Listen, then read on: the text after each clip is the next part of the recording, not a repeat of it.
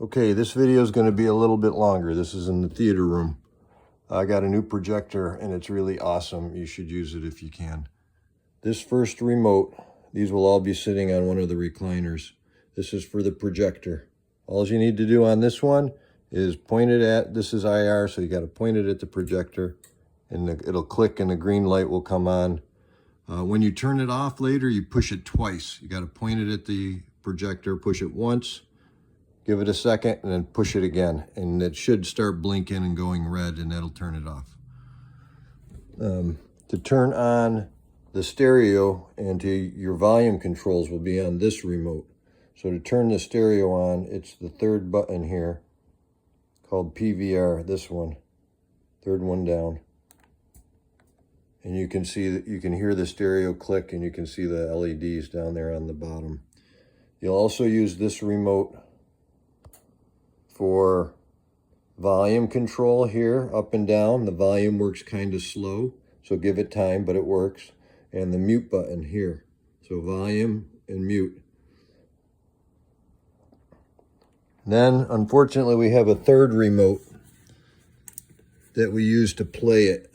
So we've got an Xbox controller here. It looks complicated, but it's not that bad.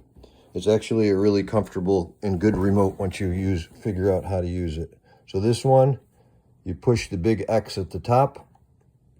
That turns on. You can see it blinking.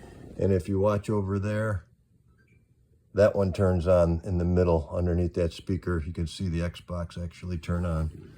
And it should show up on the screen in a second if you've got the projector on. Yep, there it goes. And it just takes a while to boot up, and you have to log in like normal.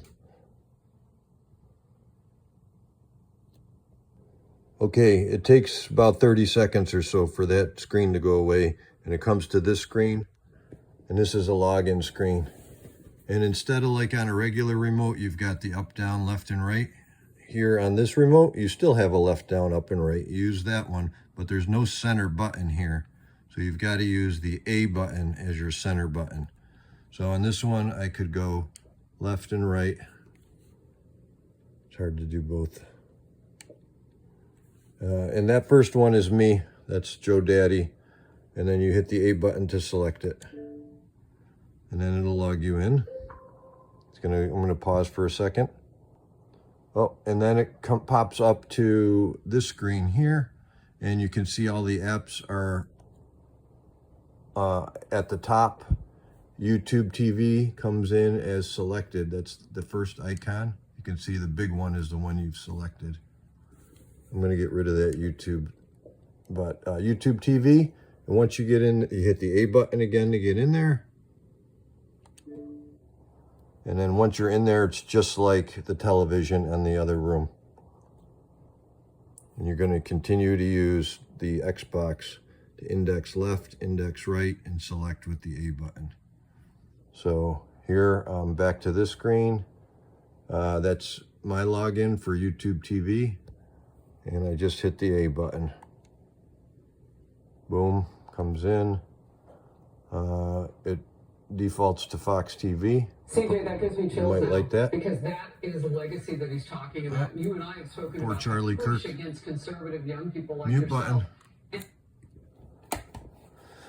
And then, again, you're just indexing left and right using this. Go to live TV. Boom, and then hit the A button. Boom.